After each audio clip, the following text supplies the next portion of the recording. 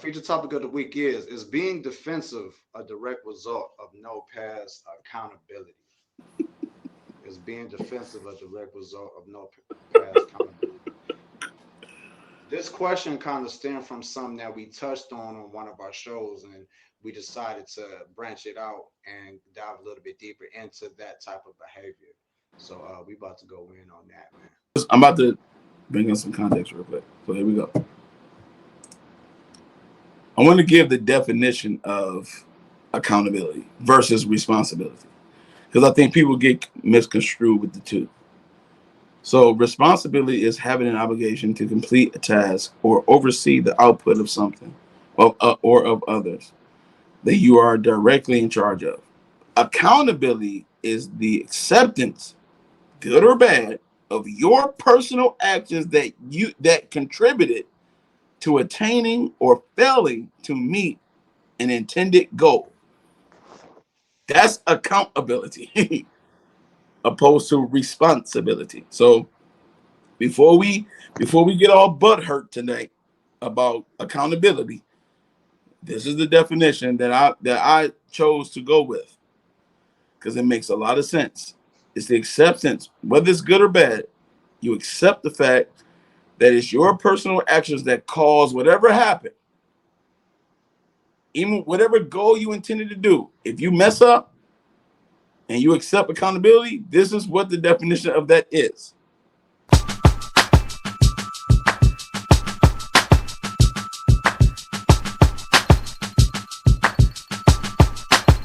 Two one share. Rock. Rock.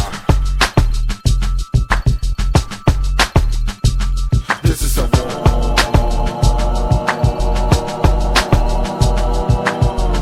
Give us a rhyme. We out here now. Come click with me. We like to free. Come touch your toes. Our collars up and up and up and up. Like if you don't know, you don't know. You don't know what you don't know. Right? So if I'm, because we talk about relationships, right? So if I'm talking to someone and I see that they don't have the understanding that I have, but they're willing to understand me to see how it affects them, I'm cool with that. But when you get so defensive to the point where you combat me because the thing you don't understand you're scared of, that's a different problem. That's not the same thing as trying to understand someone and being defensive because you had something happen to you and now you want to be defensive and you want to, no, that's different. If you're willfully non-cooperative, that's not being defensive. That's being stupid. And you should not live your life in stupidity. You should live your life in humility because there are people that know more than you, and it's okay. It's okay. Just because. Hey, Rob, man. I knew I shouldn't have bought this guy a can opener for a housewarming gift, man. This nigga got to open one, dog. I'm just saying, man. Like, it's okay. If you don't listen, if you don't know certain things that somebody else know and they able to teach you something, it's okay. That is true. The thing about being defensive is because you're being defensive because you're insecure about things that you don't know about.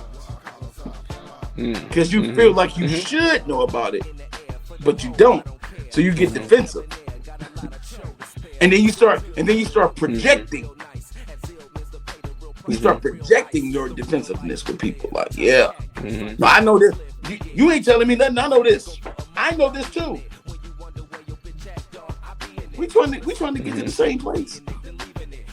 But because because you want to know more that you don't know about, then you become defensive. So then everything that somebody does that's way more intelligent than you get defensive about it. Does that help or hinder the vetting process?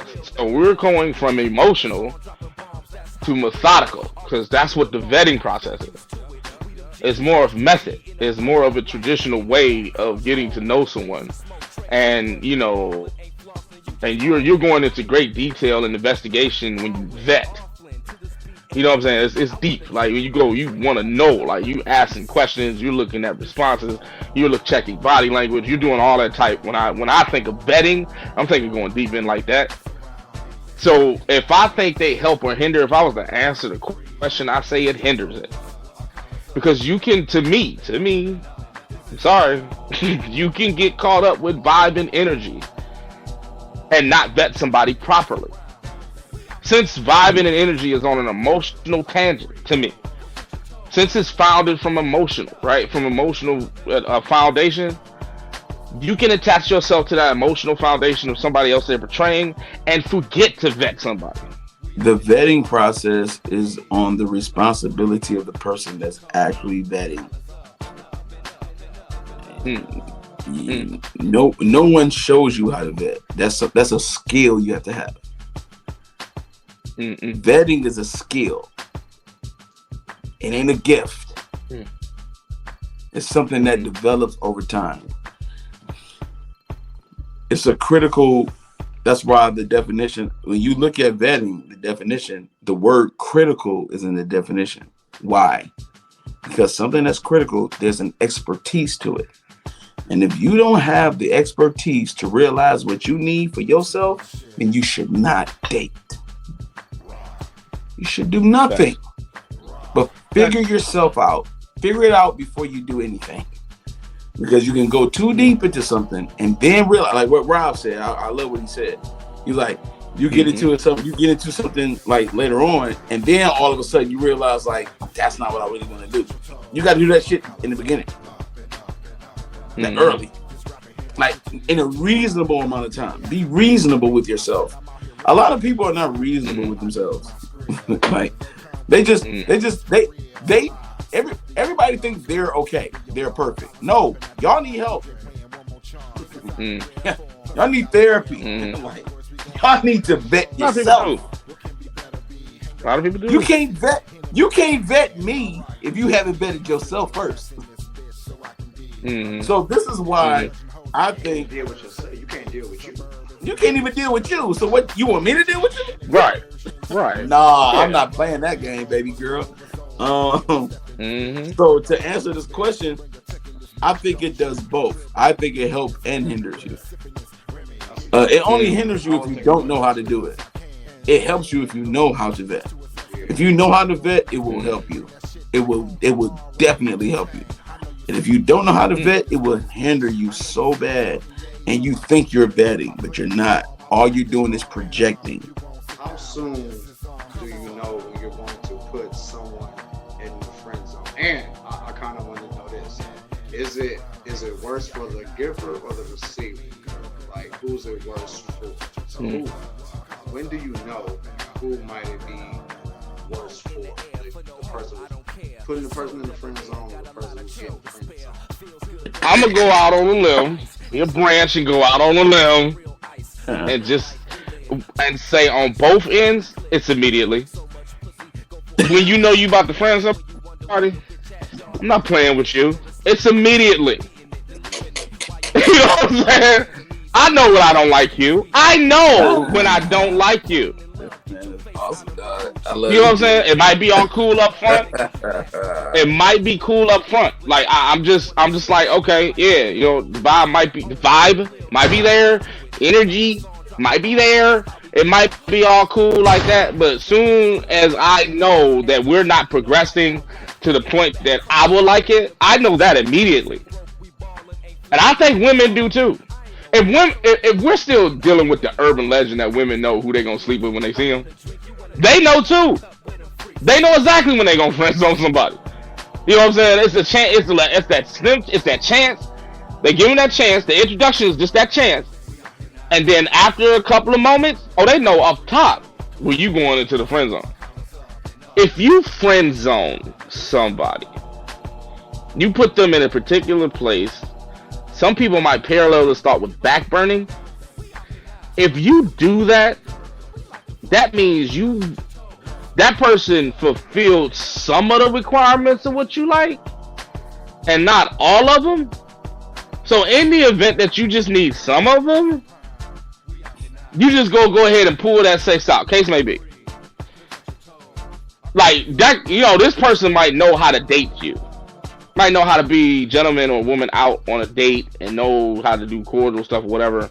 But looking in the long run, you don't see the end road. Like it's just maybe something about her, something about him, one or two things, maybe even more that you just not feeling. You tried to feel it and you just not really feeling. Right? If you just be like, okay, we're just gonna be friends from this point. All right, that's actually cool. But if I, being that person that gave the friend zone, continue to reap the benefit of what that dating process was, then you are worse than the receiver. The receiver's bad too, because the receiver's bad too, because that's them cats that's just waiting in the bushes for you. That's them cats to be like, you know what, okay, you know what I'm saying, they don't like me like that, but one day they will. One day they might, or they might change their mind. And if you know you friend, because I mean, I can see if you didn't know your friend zone. I don't know who people, I don't know who these people are that don't know their friend zone. But let's say if you don't know your friend zone, okay, well, whatever. But if you do know you friend zone, and you just like, okay, I'm cool with that, that means you're trying to wait on a ticket. You're waiting on the golden ticket to get back in. Hopefully they may change your mind and do all these exercises and still do the same things that y'all was doing originally to try to get the full benefit of the thing. You know what I'm saying? You just working part-time to see if you can get a full-time slot, basically. That's bad. But if the giver of the friend zone knows this and is okay with that, you are worse than the cat sitting in the bushes. Because you know what he's doing, and you cool with that? Like, oh, okay, so you just gonna reap the benefits of this? Oh no, we just, and then you gotta publicly say that because everybody's asking, what's up with you and them? And you like, oh, we just friends. Well, what the hell does that mean? You know what I'm saying? Like, what? So y'all, so what are you doing? So what you really doing is reaping the benefits of the person as much as the benefits you got, the up to the satisfaction you had before you friend zone them. You getting all of that still. And you cool with that. And if they cool with that, they'll stay right there. Because they ain't gonna know. When you friend zone somebody, they're not coming out of that. That's like compartmentalization of men. They're not coming out of that slot.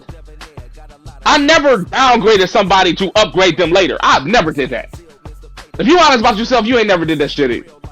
So if you putting somebody there, that means you don't like them like that. But yet, what they do and what they did to this point is still sufficient. So you like, oh, okay, we can stay with that. Now I don't like you like that, but you still take me out. The giver's worse, man. That's just me.